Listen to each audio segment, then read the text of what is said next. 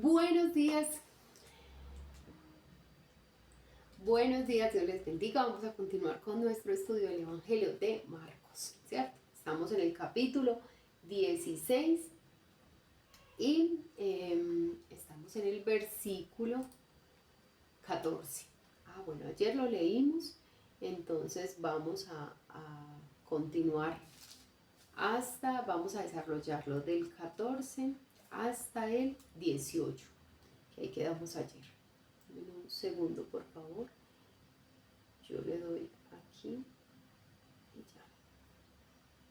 Bueno, aquí está, creo. Ahí le va saliendo. 14. Esta aparición a los 11 tuvo lugar aquel mismo atardecer del domingo.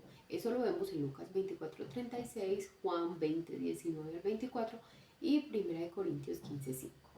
Aunque los discípulos son mencionados como los 11, solo habían 10 de ellos presentes. Tomás se encontraba ausente en esta ocasión. Jesús los reprendió porque rehusaban aceptar los informes de su resurrección de parte de María y de los otros dos hombres, ¿cierto? De los otros dos discípulos que iban camino a Emaús. Versículo 15. El versículo 15 registra la comisión que fue dada por el Señor en la víspera de su ascensión. Hay así un intervalo entre el versículo 14 y 15. Los discípulos recibieron el mandamiento de proclamar el Evangelio a toda la creación. La meta del Salvador era la evangelización del mundo. Se proponía llevarla a cabo con 11 discípulos que literalmente lo abandonarían todo para seguirle. 11 discípulos que antes no estuvieron dispuestos ni siquiera a seguir al Señor. Pero ahora vemos esos 11 discípulos que ahora están dispuestos a abandonarlo todo por seguir al Señor. En un momento les dio temor vivir para el Señor, seguir al Señor, morir por causa del Señor, ¿cierto? Vieron que prendieron a nuestro Señor y lo que hicieron fue huir. Pero ahora están dispuestos a dar su propia vida y abandonarlo todo por amor del Señor. Ese es otro motivo por el cual estamos seguros de la resurrección de Cristo. Porque si ellos no tuvieron el valor de seguir al Señor en vida, les costó, ¿cierto? Lo que hicieron fue huir. Ahora tienen el valor de seguirlo y creemos firmemente que es porque el Señor resucitó. O sea, ellos antes, pues yo imagino, sí creían, claro, era el Hijo de Dios, pero pues como que les parecía una historia muy difícil de creer, o no sé cómo se lo imaginaban los discípulos, que el Señor iba a resucitar de entre los muertos. Habían dudas y llega el momento en que prenden al Señor y lo que hacen los discípulos es huir. Pero después de verle resucitado, a ellos no les cabe la menor duda. No hay sombra de duda de que realmente era el Hijo de Dios, de que ese era el que iban a seguir y que estaban dispuestos a morir por él, porque es que lo vieron resucitado. Entonces es muy lindo ver cómo estaban dispuestos ahora a seguirle y abandonar lo que fuera. Ellos no cuestionaron nada. En ese momento ya los discípulos no podían pertenecer a la iglesia, ¿cierto? Porque los líderes religiosos se oponían completamente al Señor Jesús. Entonces ellos ya habían sido expulsados prácticamente. Si antes no tenían mucha posibilidad porque eran pescadores, ¿cierto? Eran personas muy sencillas, ahora sí que menos, porque eran seguidores de Cristo, pero no les importó. Quizás su familia también. ¿Usted cómo va a creer en Jesús? Muchos dudaron, pues si dudó Tomás, imagínense, Tomás que vivió con nuestro Señor, que pasó 3 años con él en su ministerio público, perdón. Ahora la familia de muchos de estos discípulos, ¿cuánto más dudarían? Pero esto no le importó a los discípulos. Vamos a leer el versículo 16. Habría dos resultados de la predicación. Algunos creerían, serían bautizados y se salvarían. Algunos no creerían y serían condenados. El versículo 16 es empleado por algunos para enseñar la necesidad del bautismo de agua para salvación. Sabemos que no puede significar esto por las siguientes razones. Entonces recuerdan que leímos, creo que fue ayer, leímos que el bautismo no puede ser un requisito para ser salvo. ¿Por qué? ¿Por qué no puede ser un requisito para ser salvo? Porque aquí hay varios sustentos, ayer dijimos algunos, pero aquí hay varios motivos que sustenta William. 1. El salteador en la cruz no estaba bautizado. Sin embargo, se le aseguró que estaría en el paraíso con Cristo esa noche. ¿Cierto? Eso dice Lucas. Marcos no lo cita, pero sí lo cita Lucas en el 23:43. Vamos a leerlo. Lucas, capítulo 23, versículo 43.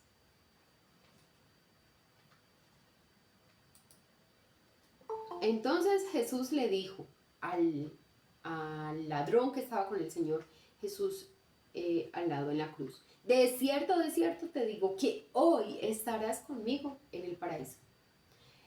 Este hombre empieza a burlarse de nuestro Señor junto con su compañero de crucifixión, ¿cierto? Los dos eran ladrones y dice que los dos estaban injuriando a nuestro Señor. Pero llega un momento en ese proceso, y mira, realmente esta fe de este hombre en la cruz a mí me parece una de las fe que más me impresiona, porque ver al Señor haciendo milagros de sanidad, liberando personas de demonios, es fácil creer que era Dios, pero verlo en la cruz muriendo en su momento a nuestros ojos más frágil, más débil, y creer en él, qué fe la de este hombre. Pero fue la actitud del Señor Jesús en la cruz. Algo pasó con ese hombre. Primero le injuria, pero después ve algo en nuestro Señor y dice: no, usted tiene que ser hijo de Dios. Qué fe, ¿cierto? El Espíritu Santo de Dios ahí obrando en ese hombre. Entonces cree este hombre en nuestro Señor Jesús y le confiesa y le dice al otro: no, tú y yo aquí estamos porque somos culpables. Hicimos algo digno de este castigo, pero nada ha hecho. Entonces el Señor, cuando el ladrón le reconoce y le dice: cuando estés en el paraíso acuérdate de mí, el Señor le dice: de cierto te digo, esta noche vas a estar conmigo en el paraíso. Es salvo. No le dijo: bájese de la cruz, se bautiza y bueno, yo vengo por usted esta noche, nos vemos en el cielo. No, le dice: esta noche estarás conmigo en el paraíso. ¿Por qué? Porque confesó, porque reconoció que Cristo Jesús era Señor. Cuando Él le dice: cuando estés en el paraíso acuérdate de mí, está confesando que Cristo Jesús iba a resucitar dentro de los muertos. Estaba seguro ese hombre. De verdad, qué fe la de ese hombre en ese momento. Entonces dice el segundo punto por el cual ser bautizados no es un requisito para ser salvos, es porque los gentiles en Cesarea fueron bautizados después de que fueron salvos. ¿Eso dónde lo encontramos? En Hechos. Puede que tú digas: ay, pues eso no es tan importante para mí. Esto es muy importante, porque aquí hablamos en este devocional y en muchas de las congregaciones a las que tú y yo asistimos, hablamos y estamos seguros de que la salvación es por fe, por gracia, no es por obras. Pero vas a encontrarte muchas personas que te van a decir que necesitas bautizarte en las aguas para poder ser salvo. Y tú vas a tener argumentos, vas a poder estar firme en la doctrina y decir: no lo necesito. ¿Por qué? Porque la palabra me lo dice, porque la Biblia me lo enseña. Miren lo que dice Hechos capítulo 10, versículo 44 al 48. Mientras aún hablaba Pedro estas palabras, el Espíritu Santo cayó sobre todos los que oían el discurso. ¿Qué estaba hablando Pedro? Pues la palabra, predicando el Evangelio, a ese Cristo que había vivido en medio de ellos, había muerto, pero ahora había resucitado, ¿cierto? Recuerden que Hechos es después de que nuestro Señor asciende a los cielos. Versículo 45, y a los fieles de la circuncisión que habían venido con Pedro se quedaron atónitos de que también sobre los gentiles se derramase el don del Espíritu Santo, porque los oían que hablaban en lenguas y que magnificaban a Dios. Cuando dice que hablaban en lenguas, pues era que hablaban en sus idiomas, ¿cierto? Y magnificaban a Dios. Entonces respondió Pedro, ¿puede acaso alguno impedir el agua para que no sean bautizados estos que han recibido el Espíritu Santo también como nosotros? ¿Qué está diciendo Pedro? Estos ya creyeron. Solo puede recibir el Espíritu Santo de Dios el que es hijo de Dios. Porque recuerda que tú y yo somos sellados con el Espíritu Santo de Dios después de haber creído. ¿Sí ves cómo fue después el bautismo? No antes. Entonces no dijeron, ay no, tenemos que bautizarlos para que puedan recibir al Espíritu Santo. No, creyeron, recibieron al Espíritu Santo y les bautizaron para hacer una confesión pública de que habían creído. Era como la evidencia, como la credencial. He creído, bueno, me bautizo y confieso públicamente que he creído.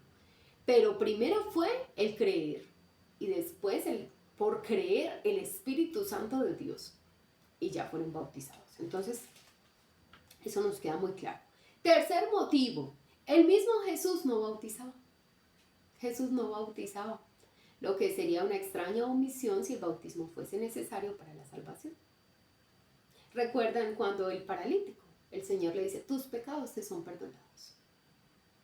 Vio la fe de esos hombres, de esos amigos que lo bajaron por el techo, lo ponen enfrente de él. El Señor dice, al ver la fe de ellos, dice la Biblia, al ver la fe de ellos, el Señor le dijo, tus pecados te son perdonados. Si ese hombre se moría en ese momento o saliendo de ahí, lo mataban, se moría por algún motivo, iba al cielo y no era bautizado. El Señor va a Betesda, ¿se acuerdan? Sana a ese hombre, después se lo encuentra en el templo y ¿qué le dice? No peques más. Vete y no peques más para que no te venga algo peor. Pero ya había creído, ya había sido salvo. Al que le abrió los ojos lo mismo. Al endemoniado de Gadara, ¿cierto? El gadareno, ¿qué le dice? No me sigas, ve y testifica cuán grandes cosas ha hecho el Señor contigo. No le dijo, ve y bautízate. ¿Por qué no le dijo que se bautizara? Porque no es un requisito. El Señor mismo no bautizaba. Pero sí lo dejó como mandamiento después, ¿cierto? Porque pues una señal cuando el Señor estaba vivo de que la gente había creído era que le seguía, ¿cierto? O testificaba de él, es que estaba vivo, entonces simplemente podía este hombre de Gadara ir donde sus vecinos y decir, Jesús, el que está en Galilea o el que está en Jerusalén, y podían seguirle. Pero ahora nuestro Señor se iba a ir. La forma en la que podían todos dar testimonio a otros de que habían creído era a través del bautismo, ¿sí? Por eso se sigue bautizando en este tiempo. Por eso en las iglesias cristianas seguimos bautizando. ¿Cuándo bautizamos? No bautizamos niños, porque el niño no es consciente de nada, el niño no cree, el niño no confiesa sus pecados. Bautizan los líderes, bautizan a las personas adultas. Una persona ya puede ser joven, pero ya consciente de su pecado, de su necesidad del Señor, ha creído en Cristo Jesús como su Señor y Salvador y puede testificar públicamente que ha creído. Cuarto motivo, Pablo daba gracias a Dios que había bautizado a bien pocos de los corintios.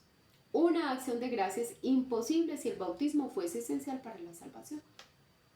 Porque Pablo no dijo, yo bauticé a todos los que creyeron en Corintios. Bautizó a pocos.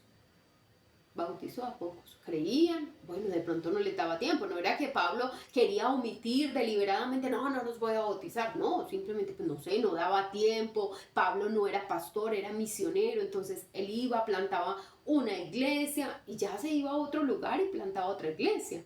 Entonces las personas que quedaban en ese lugar, por ejemplo en Corintios, ¿cierto? En las otras iglesias que Pablo plantó, pues ya quedaban con un líder y posiblemente ese líder después les bautizaba. Pero no era un requisito para ser salvos. Pablo se podía ir tranquilo. Me puedo ir tranquilo, esta gente ya creyó. Ya aceptó a Cristo Jesús como Señor y Salvador.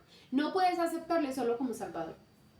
Ay, no, sí, a mí sí me gusta mucho, tan bueno. Yo sí he creído. Pero solo que me salve. No es mi Señor. Porque recuerda que el que sea mi Señor implica que yo hago lo que Él quiera, cuando Él quiera, como Él quiera, como quiera, donde quiera.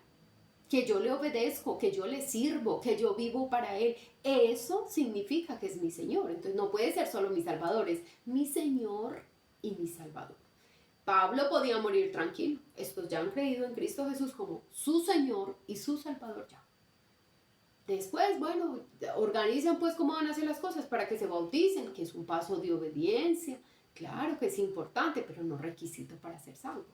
Quinto argumento, aproximadamente 150 pasajes en el Nuevo Testamento declaran que la salvación es solo por fe.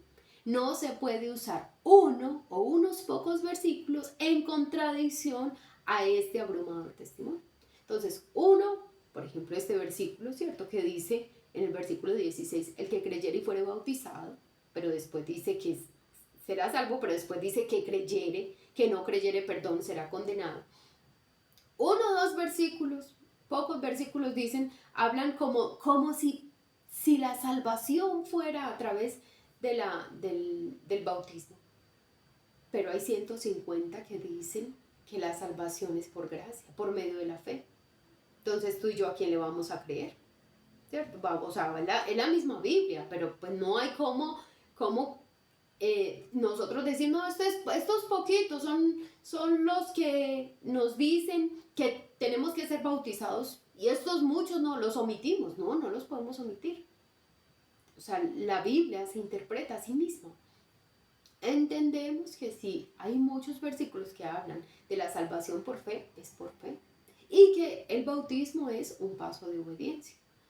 Y punto 6, el bautismo está conectado en el Nuevo Testamento con muerte y sepultura, no con nacimiento espiritual. ¿Qué representa el bautismo? La muerte y la sepultura, ¿cierto? De ese viejo hombre, no con un nacimiento espiritual, ¿cierto? O sea, muerte, sepultura de nuestros hábitos, pero no un nacimiento espiritual. El nacimiento espiritual es solo por fe. Mira cuando el Señor habla con Nicodemo, y Nicodemo le pregunta, ¿cierto? ¿Qué tengo que hacer para heredar el reino de los cielos? Y el Señor le dice, nacer de nuevo. No le está diciendo bautizarte.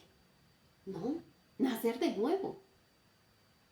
Ese es el requisito, nacer de nuevo. Y no puedo nacer de nuevo, no puedo tener una nueva naturaleza a menos que crea en Cristo Jesús como mi Señor y Salvador. Que Él me dé una nueva identidad.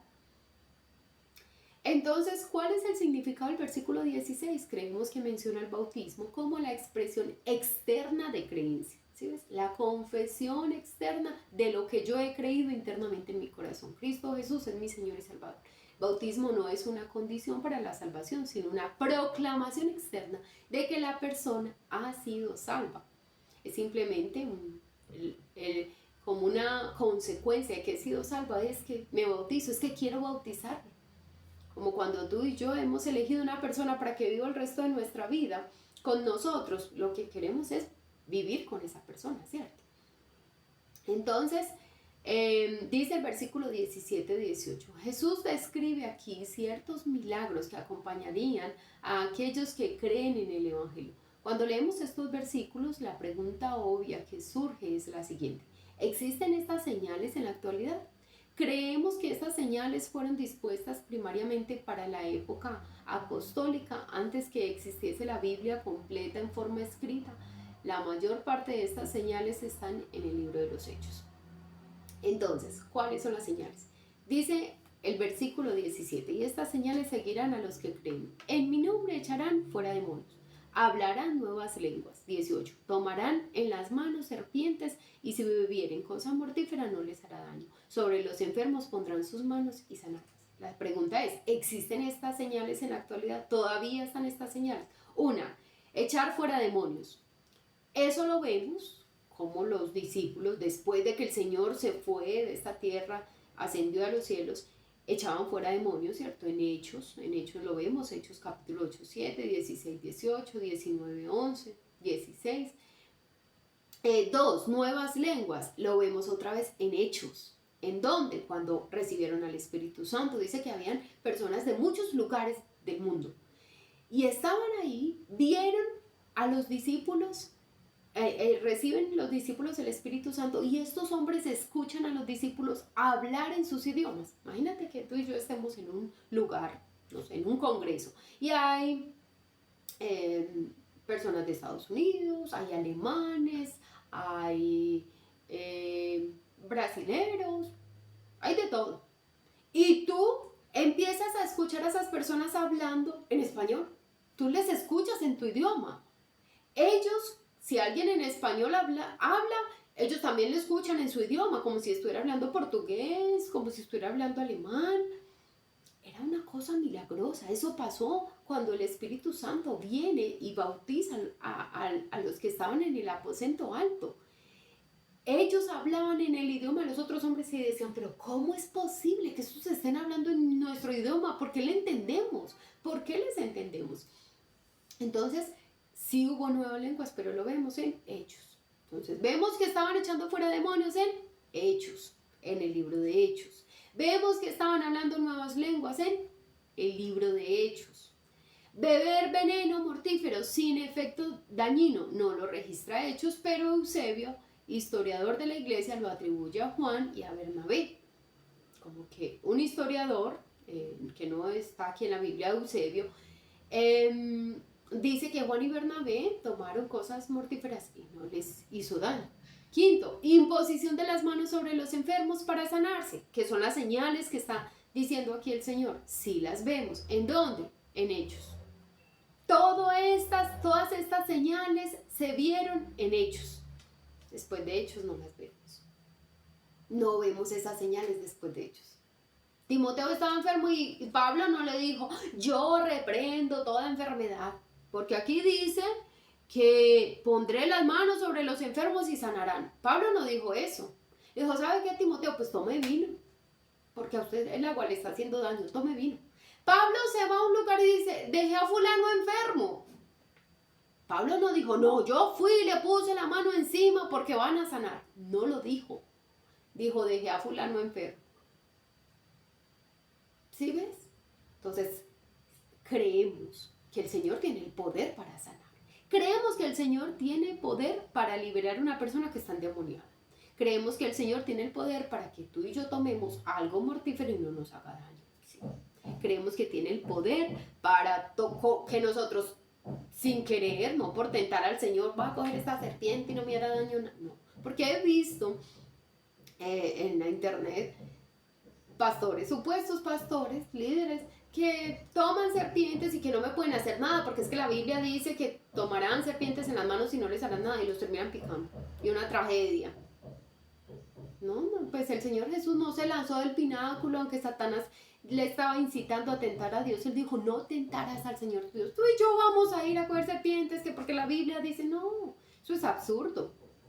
Absurdo, no vamos a tomar este veneno porque el Señor, no, es absurdo, no vamos a tentar a nuestro Dios. Pero puede el Señor tener poder que si yo, sin darme cuenta, este fin de semana nosotros estábamos en el campo, en la casita que tiene mi papá en el campo, y yo cogí una bolsa y una tarántula se me paró en la mano, y yo hice así y ella cayó. ¿Por qué no me picó? Porque el Señor es muy bello, porque el Señor es muy lindo, pues yo ni siquiera me he dado cuenta, yo podía simplemente pensar, yo alé las bolsas, pues de más que fue un pedazo de bolsa, no, fue el Señor el que me permitió ver que era una tarántula y lanzarla y que no me hiciera nada, pero podía simplemente haber caído y haberme picado de una vez, mientras uno reacciona, los animales son muy rápidos. Pero ¿quién hizo que me picara? El Señor, pero yo no me fui a tomar con mis manos la tarántula, porque es que nada me puede pasar. O visitaste a un fulano que no te quiere para nada y te dio veneno y tú no sabías. Puede pasar que te lo tomes tú con toda la inocencia del mundo y eso no te haga daño porque nuestro Señor es muy poderoso. Pero tú y yo no vamos a ir a tentar al Señor, vamos a tomar esto y que nada me va a pasar. Y tampoco nos creamos el Señor Jesús, de ir poniendo las manos por todos los enfermos, llorando y creyendo que todos se van a sanar. No, el Señor sana al que quiere sanar. Y vemos en Hechos que sanaba a todos los discípulos le ponían la mano por los que oraban, se sanaban, pero después no lo vemos. Después no lo vemos. ¿Sí? Entonces tú y yo tenemos que leer la Biblia con mucha sabiduría, con mucha sabiduría, con mucho entendimiento. Sí, habían señales, el Señor dejó esas señales, pero mira, esas señales eran como las credenciales que iban a tener los discípulos para poder testificar a otros, pero iban a ir cesando. Dice la Biblia, las profecías cesarán. Eso va a ir cesando, va a ir terminando. En ese tiempo no lo vemos así, como lo veíamos en el tiempo de nuestro Señor. De hecho, vemos en muchas ocasiones gente que ha pagado para que otros digan que sí se hizo un supuesto milagro. En una ocasión, una mujer supuestamente en una silla de ruedas llevaba 20 años y ¿saben cuál es el problema? El de Biblia Libre, Edward, creo que se llama Edward, vio el video y está en el video de un tal apóstol, un tal fulano, y en el video de otro, la misma mujer, supuestamente siendo sanada en dos momentos diferentes. Entonces, tú y yo creemos esa es la palabra de Dios. Y sí está bien que yo diga, estoy enferma, si pueden orar por mí, está bien. Pero no es por eso, porque otros oren por mí, que el Señor me va a sanar. Si Él quiere sanarme, va a sanarme. Y gloria a Dios por las oraciones, pero pues si no me va a sanar, si tiene un propósito con esa enfermedad, pues no lo hará, ¿cierto? Pero tú y yo estamos llamados a orar. Estamos llamados a orar por esa persona para que crea. No sabemos si va a creer o no. Estamos llamados a orar para que otros sean sanados. No sabemos si el Señor lo va a sanar o no, pero ese es el mandamiento. Ese es el mandamiento y nosotros obedecemos a nuestro Señor.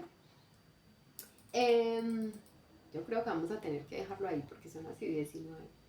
Vamos a leer rapidito aquí. ¿Cuál fue el propósito de estos milagros? Creemos que la respuesta se encuentra en Hebreos 2, 3 al 4. Antes de que el Nuevo Testamento estuviese disponible en su integridad, los hombres pedirían pruebas a los apóstoles y a otros de que el Evangelio era divino. Claro, no estaba escrito todo el Nuevo Testamento, hasta la revelación de Juan no estaba escrita. Entonces otro, bueno, sí, usted viene y me cuenta, pero entonces, ¿cómo? Mira, esta es la prueba. Echaban fuera demonios, sanaban enfermos, porque eran las credenciales. ¿Cuál es tu credencial y mi credencial en este tiempo? La palabra del Señor. Cielo y tierra pasarán. Se dejaron de hacer esos milagros así como se hacían en ese tiempo.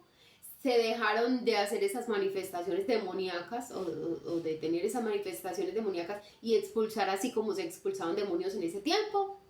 Pero la palabra de Dios no pasará. Cielo y tierra pasará, pero la palabra de Dios no pasará. Las manifestaciones se van a pasar, los milagros mismos van pasando, ¿cierto? El Señor no ahora hace milagros ordinarios y extraordinarios, y gloria a Dios por eso. Pero ahora Él quiere que tú y yo creamos es por la palabra, ¿sí? Porque milagreros hay muchos, milagreros. ¿Quién supuestamente haga milagros? Hay muchos. Brujos hay muchos. Pero la palabra de Dios no se equivoca. La palabra de Dios no cambia. Entonces es en esta la que tú y yo debemos creer. Y dice Hebreos 2.3. Vamos a leerlo. Hebreos 2.3. ¿Cómo escaparemos nosotros si descuidamos una salvación tan grande, la cual, habiendo sido anunciada primeramente por el Señor, nos fue confirmada por los que oyeron? ¿Por quién fue anunciada primeramente? Por nuestro Señor. Después fue confirmada por quienes oyeron, los discípulos, ¿cierto? Y ellos hacían, por autoridad delegada por el Señor, milagros. Y liberaban demonios, claro, y liberaban hombres de espíritus demoníacos, claro que sí. Pero era por autoridad del Señor, dada en ese momento por el Señor para como afirmar su predicación. Dice aquí, para confirmar la predicación, Dios daba testimonio con señales, prodigios y diversos repartimientos del Espíritu Santo. Vamos a dejarlo hasta ahí. Vamos a orar. Amado Señor, muchas gracias por tu palabra. Gracias, Señor, por esta mañana que nos permites disfrutar de tu palabra. Señor, te pedimos que nos ayudes. Nosotros no queremos ir tras nada ni tras nadie, ni tras milagros, ni tras nada. Queremos ir tras de ti. Señor, confiar en tu palabra, ciegamente confiar en tu palabra. Vendrán vientos de doctrina, vendrán engañadores, pero tú y yo debemos afirmarnos en la palabra del Señor, confiar que su palabra es infalible. En Él no hay sombra de variación, Él nunca se equivoca. Entonces confiamos, Señor, en tu palabra. Gracias porque sigues haciendo milagros, porque sigues liberando personas, a nosotros mismos. Nos liberaste de la esclavitud del pecado. Nos liberaste, Señor, de cosas que nos tenían dominados, pecados que nos tenían dominados, Señor.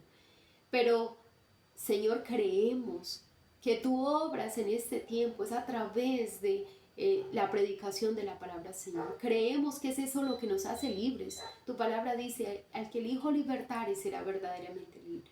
Conoceréis la verdad y la verdad os hará libre. Y esta es tu verdad, Señor. Tu palabra es tu verdad.